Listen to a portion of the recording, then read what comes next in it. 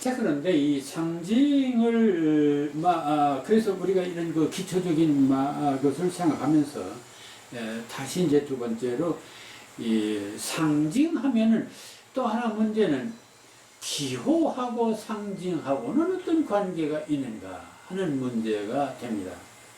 상징이 맞냐, 기호가 맞냐 하는 얘기입니다. 재미있는 것은 인간과 동물의 차이가 뭐냐. 동물도 언어가 있습니다. 근데 이제 동물의 언어는 이것을 문자로 상징화하지를 못합니다. 그러니까 상징하지 못하기 때문에 내 동물의 언어는 발전을 못합니다. 재구성도 못하고 재창조를 못합니다. 자, 그러니까 지능도 발전하지 못해요. 자, 그렇다면 이 상징이야말로 지능을 발전시키고 인간을 발전시키는 또는 창조 능력을 갖게 하는 대단히 중요한 요인이 되는 것이죠. 자, 인간만이 이 상징화 능력으로서 언어, 문학, 예술을 창조하고 또 사회, 문화, 과학을 개발할 수 있습니다. 근데 재미있는 것은 그럼 상징만 그러냐? 은유도 그렇습니다. 따라서 상징을 넓은 의미로 보면 무엇을 대신한다는 모든 기호나 언어, 이미지나 은유도 상징이라고 할 수 있고, 또 좁은 의미로는 약간의 변별성을 갖게 되는데, 그래서 넓은 의미로 말하면 기호니 상징이니 은유니 하는 것들의 구별이 사실 그게 그겁니다. 차이가 없습니다. 다만 이것을 좁게 말할 때 약간의 그 변별성을 가질 수 있다. 그렇다면은 이 상징과 기호의 좁은 의미에서 어떤 차이가 있을까? 그 상징과 기호의 구조는 어떠한 사물의 개념이나 의미를 대신한다는 이런 공통점을 갖고 있지만, 이 두 가지 사항의 결합 단계에 있어서 차이가 있습니다. 그 차이가 뭐냐면, 기호라고 할 때는 기호인 경우에는 연결되는 두 항목 사이에 틈이 있고 자의적입니다. 다시 말하면은, 그러나 일단 약속이 성립되어 나타나면 그 관계가 또 명백해집니다. 그럼 예를 들어서 이런 것입니다. 파란 교통신호, 이거 기호입니다. 근데 파란 교통신호는 그게 뭐냐? 서라는 뜻입니다. 그럼 서라는 말과 파란불과 무슨 관계가 있느냐? 없어요. 무슨 관계가 있어서 파란불을 서라는 것으로 이렇게 우리는 알아듣고 있는 것이 아닙니다. 그럼 뭐예요? 그래서 사회적 약속일 뿐입니다. 근데 문제는 이렇게 약속을 해놓으면 파란불은 서라는 것이 그 의미가 명확해집니다. 이게 바로 기호다. 그런 얘기고, 또 기호를 표시 이렇게 얘기하고 이것을 시그널 이렇게 또 얘기하기도 하죠. 그러니까 기호는 단지 그냥 사회적 약속일 뿐이다. 그런 것입니다. 그러니까 예를 들어서 과학에서 물을 H2O다. 그것도 과학적인 하나의 약속입니다. 그래서 그러니까 예를 들어서 독약 하면 해골을 그려놓는다. 이것도 하나의 약속입니다. 그러니까 이런 것들은 어떤 구체적인 관계가 있는 것은 아니고 다만 서로 간의 약속으로 이루어진 것이 특징입니다. 근데 상징의 경우는 그 관계가 밀접하지만 나타나는 내용은 기호의 경우처럼 확정적인 것은 아니다. 이게 문제가 있습니다. 그러니까 기호는 두 가지가 서로 그 관계가 없는데도 이미 사회적으로 약속을 했기 때문에 그 개념이 확실한 확정적인 것입니다. 그런데 상징은 어떤 것을 대신 드러내기는 했는데, 문제는 대신 드러낸 이 소위 그 보조관념의 의미가 기호처럼 확실치가 않습니다. 예를 들어 파란 불은 서라, 빨간 불은 빨간 불은 서라, 그리고 파란 불은 가라. 이런 확실한 약속은 아니다. 이제 그래서 좁은 의미에서는 이 기호와 상징을 구분하고 있습니다. 자, 그런데 여기서 이제 재미있는 것은 이 문제는 이 상징이 지금 얘기한 것처럼 그래서 이제 카실러는 기호는 물리적인 존재 세계의 부호요, 상징은 의미 세계의 부호라고 말했습니다.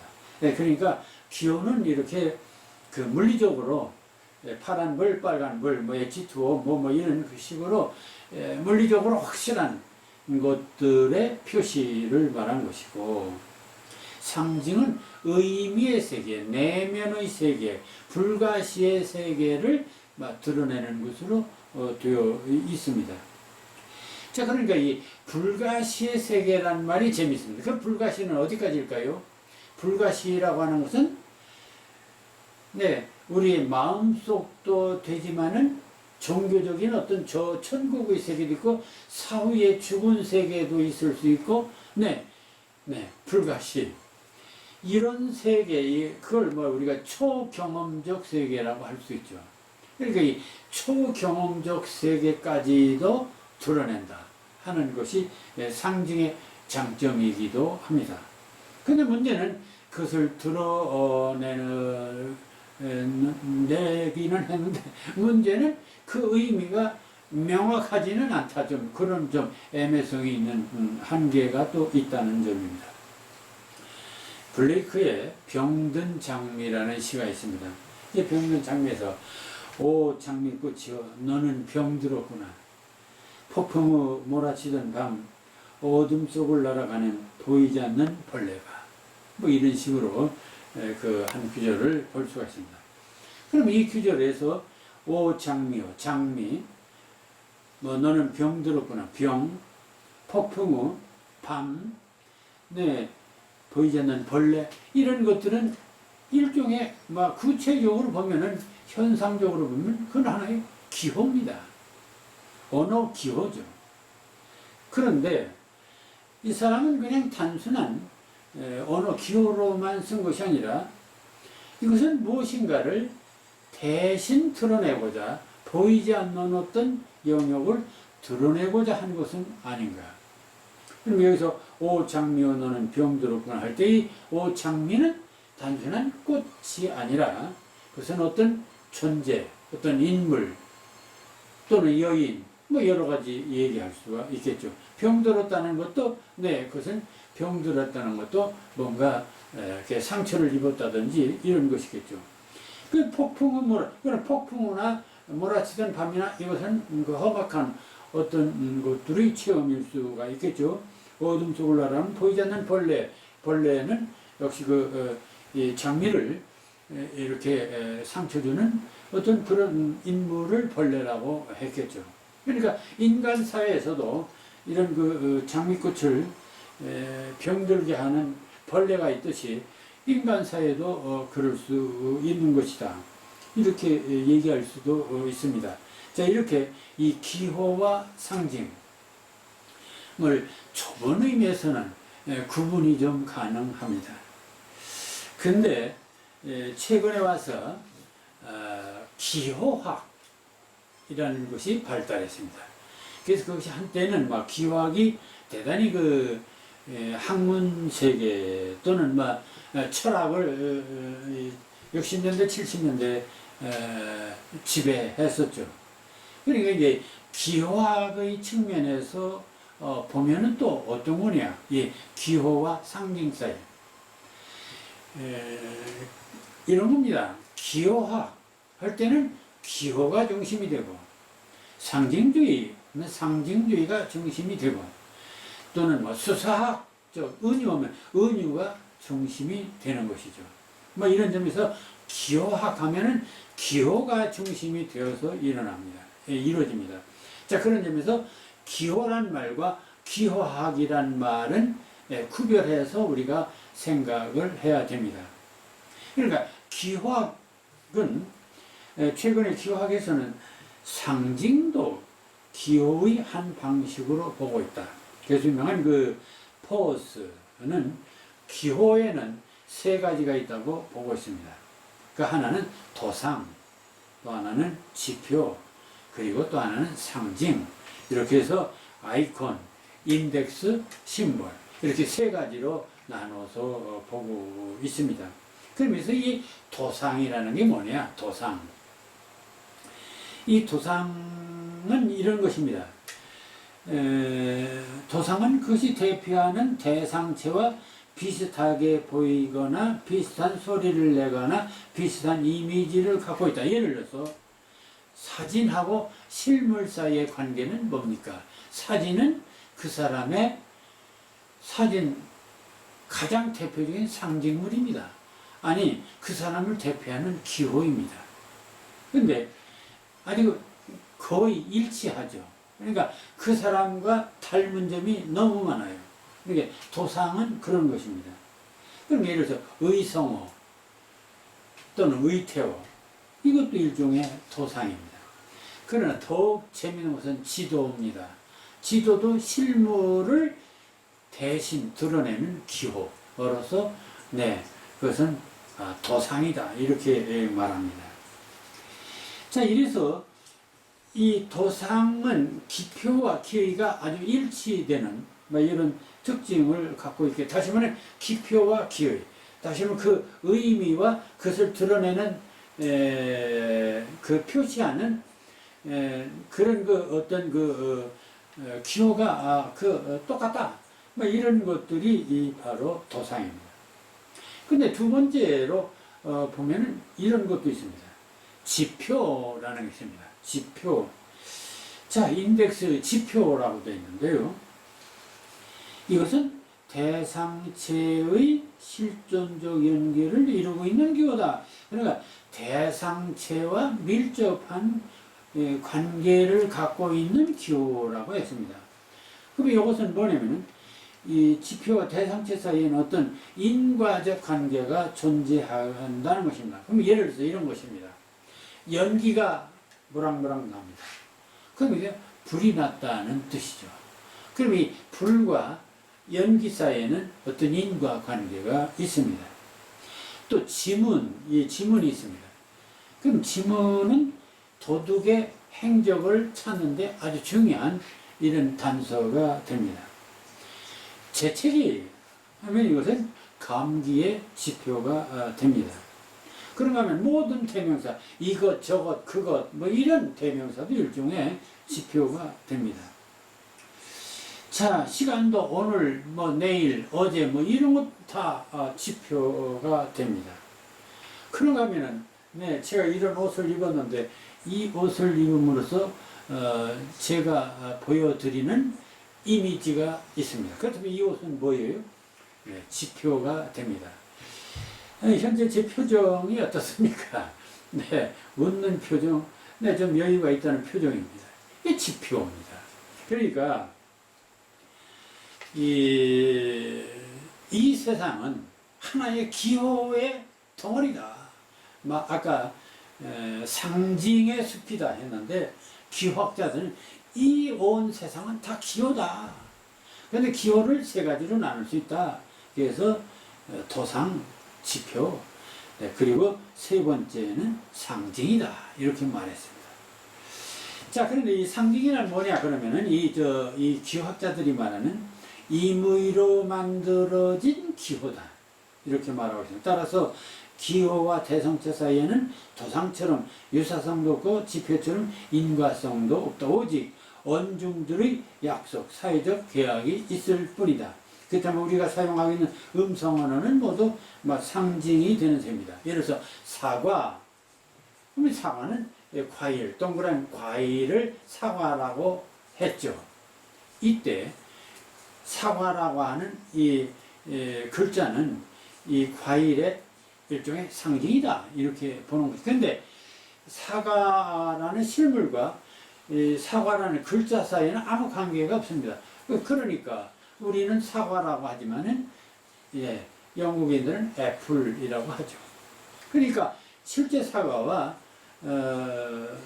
이 애플이나 또 사과하고는 아무 관계가, 다만 약속일 뿐입니다. 자, 이렇게 이 기호학자들은 상징은 일종의 인위적인 약속이다, 이렇게 말하고 있습니다. 자, 이렇게 해서 기호학자들의 입장에서는 이 세상에 있는 모든 사물들을 기호로 보고 그 기호를 크게 세 가지로 나눠서 보고 있습니다. 자, 그러나 이것은 일종의 기호학자들의 관점에서 분리한 것이고, 결국 상징 주제들은 결국 도상이나 또는 지표도 상징이고, 은유론자들은 도상, 지표, 상징, 기호 모두가 다 어떤 것을 대신하는 이미지인 만큼 이 모두를 또 은유라고 말할 수도 있습니다. 이렇게 상징을 넓은 개념으로 볼 경우에는 기호도 상징 속에 들어가지만, 또 기호를 넓은 의미로 보면은 기호 속에 상징이 들어간다. 반대로 은유도 넓은 의미로 보면은 그 속에 상징이고 기호고 다 들어가지만은, 또 반대로 상징을 크게 보면은 그 안에 은유도 들어간다. 이렇게 상호 이런 관계에 있다. 그런 점에서 이 은유와 상징, 비유나 상징은 어떤 사물을 설명하거나 묘사하는 것이 아니라 거기에 내재한 의미와 본질을 대신하는 이미지로 표출하는 점에서 동일하지만, 상대적으로 그 두 가지 점에서 좀 좁은 의미로 보면은 이 은유와 상징의 관계에서 좀 차이가 있다고 보여야겠습니다. 그 첫째는 앞서도 말한 것처럼 상징은 관념만을 사물 이미지로 표현하지만, 은유는 사물을 다른 사물 이미지로 표현하는 경우가 있다. 그러니까 상징은 정신의 세계, 불가시의 세계만 이미지로 드러냅니다. 그러나 은유는 불가시가 아닌 것도 이미지로 드러냅니다. 예를 들어서 저 나무는 나비다, 이렇게 할 수 있습니다. 저 꽃은 한 마리 나비다. 그럼 저 꽃이라고 하는 사물을 나비라고 하는 사물로 대신 바꿨습니다. 그러니까 이것은 사물을 다른 사물로 이렇게 할 수 있는 것이 은유입니다. 그러나 상징에서는 그렇게 되지가 않습니다. 은유를 숨기고, 그러니까 저 내면의 세계, 관념의 세계만을 드러내게 됩니다. 신라권의 구약의 아가 중에 이런 것들을 표시한 것이 있습니다. 그의 머리는 최상의 순금이며 그의 머리는 덥수룩하고 까마귀처럼 검구나, 이런 구절이 있습니다. 그의 머리는 최상의 순금이다. 그냥 머리는 순금이다. 머리라고 하는 원관념을 순금이라고 하는 보조관념으로 바꿨어요. 이게 은유입니다.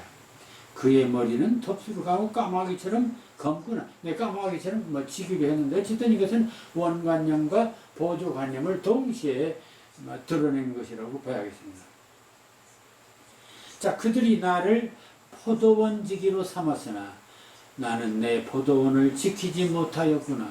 이런 구절이 있습니다. 자, 포도원. 이렇게 했는데, 문제는 그 포도원이 뭔지를 원관념은 드러나 있지를 않습니다. 자, 이런 것들이 바로 상징이다. 이렇게 얘기를 하고 있습니다. 물론 이 시에서 도대체 이 포도원이 뭐냐, 여러 가지로 해석이 가능합니다. 그러나 이것을 어떤 학자들은 그건 처녀성을 뜻하는 것이다, 이렇게 해석하는 경우도 있습니다. 자, 두 번째는 이런 것입니다. 은유에는 그 유사성이나 비교와 대조 관계가 대각선이 그어지는 것이지만 상징은 그러한 연결성이 없거나 회피한, 따라서 은유보다 더욱 상상력이 요구된다. 그래서 언어학자는 이렇게 말합니다.